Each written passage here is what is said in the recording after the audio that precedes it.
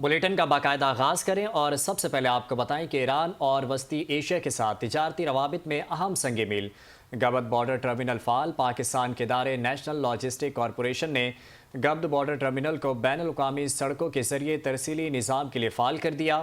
اس اہم پیش رفت کی بدولت پاکستان کے علاقائی تجارتی روابط بذریعہ ایران کو مزید فروغ حاصل ہوگا۔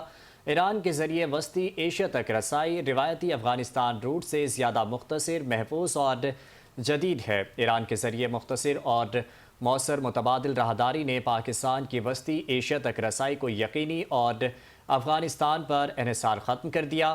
سنگ میل کراچی سے تاشقند کے لیے بھیجے گئے گوشت کے کنٹینروں کی ترجیحی ہینڈلنگ اور کلیئرنس سے عبور ہوا۔ کسٹم کارروائی مکمل ہونے پر یہ کھیپ TIR فریم ورک کے تحت ایران کے راستے ازبکستان روانہ کر دی گئی۔ NLC نے چین، ایران، وسطی ایشیائی ریاستوں اور دیگر ممالک تک متعدد تجارتی راہداریوں کو فعال کیا ہے۔ آپ کو بتائیں کہ ایران اور وسطی ایشیا کے ساتھ تجارتی روابط میں اہم سنگ میل گبت بارڈر ٹرمینل فعال پاکستان کے ادارے نیشنل لاجسٹک کارپوریشن نے گبت بارڈر ٹرمینل کو بین الاقوامی سڑکوں کے ذریعے ترسیلی نظام کے لیے فعال کر دیا۔ اس عام پیش رفت کی بدولت پاکستان کے علاقائی تجارتی روابط بذریعہ ایران کو مزید فروغ حاصل ہوگا۔ ایران کے ذریعے وسطی ایشیا تک رسائی روایتی افغانستان روٹ سے زیادہ مختصر، محفوظ اور جدید ہے۔ ایران کے ذریعے مختصر اور مؤثر متبادل راہداری نے پاکستان کی وسطی ایشیا تک رسائی کو یقینی اور افغانستان پر انحصار ختم کر دیا۔ سنگ میل کراچی سے تاشقند کے لیے بھیجے گئے گوشت کے کنٹینروں کی ترجیحی ہینڈلنگ اور کلیئرنس سے عبور ہوا۔ کسٹم کارروائی مکمل ہونے پر یہ کھیپ TIR فریم ورک کے تحت ایران کے راستے ازبکستان روانہ کر دی گئی۔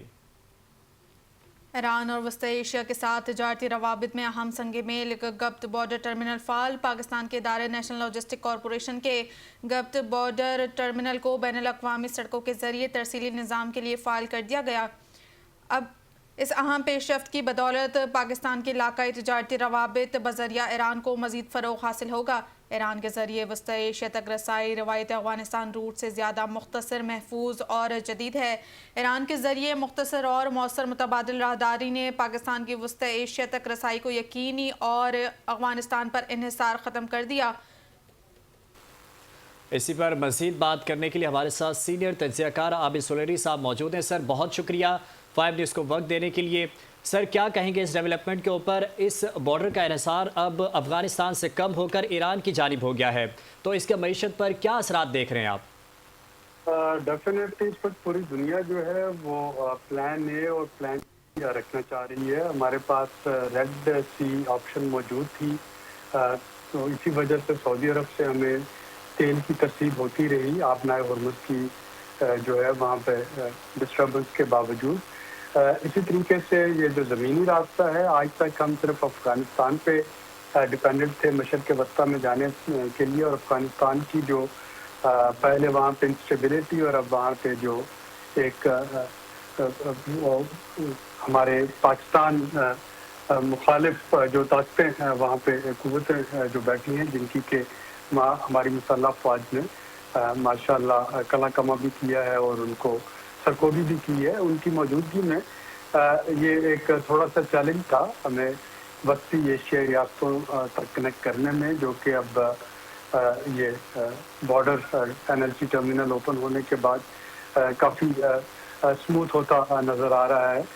ابھی ایران پہ جو امریکہ اور اسرائیل کا جو جنگ ہے جاری ہے، اس کی وجہ سے شاید اس کا پورا پوٹینشیل ہم اس کا فائدہ نہ اٹھا پائیں، لیکن جو پہلی کنسائنمنٹ وہاں سے روانہ ہوئی ہے اس کے بعد میرا خیال ہے کہ اس کو بدرجہ تم اب یہ آپریشن ہوتا چلا جائے گا اور ہم اس کے پورا فائدہ اٹھا رہے ہیں۔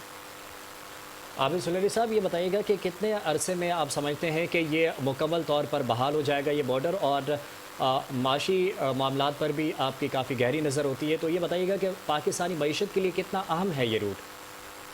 اس وقت پاکستان جو ہے ایک میڈیٹر کے طور پہ پوری دنیا اس کو ریکگنائز کر رہی ہے، جو ایک پازیٹیو رول پلے کر رہا ہے۔ کل بھی پریزیڈنٹ ٹرمپ نے اشارہ کیا کہ شاید اگلے چند روز میں اسلام آباد میں جو اگلی نیگوشیشن ٹاکس ہیں وہ شروع ہوں۔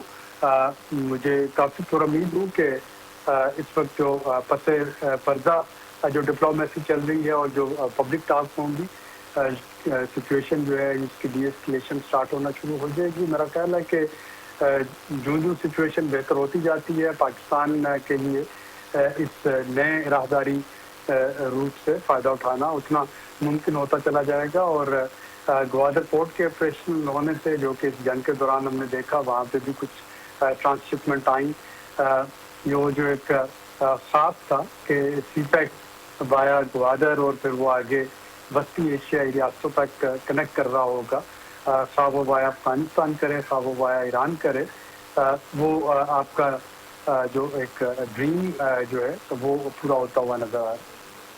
ٹھیک ہے، بہت شکریہ عابد سلیری صاحب 5 نیوز کو وقت دینے کے لیے۔ امید کرتے ہیں کہ پاکستان کی معیشت پر اس بارڈر کے مثبت اثرات ہوں گے۔ ایک بار پھر اپنے ناظرین کو بتائیں کہ ایران اور وسطی ایشیا کے ساتھ تجارتی روابط میں اہم سنگ میل گبد بارڈر ٹرمینل فعال۔ پاکستان کے ادارے نیشنل لاجسٹک کارپوریشن نے گبد بارڈر ٹرمینل کو بین الاقوامی سڑکوں کے ذریعے ترسیلی نظام کے لیے فعال کر دیا ہے۔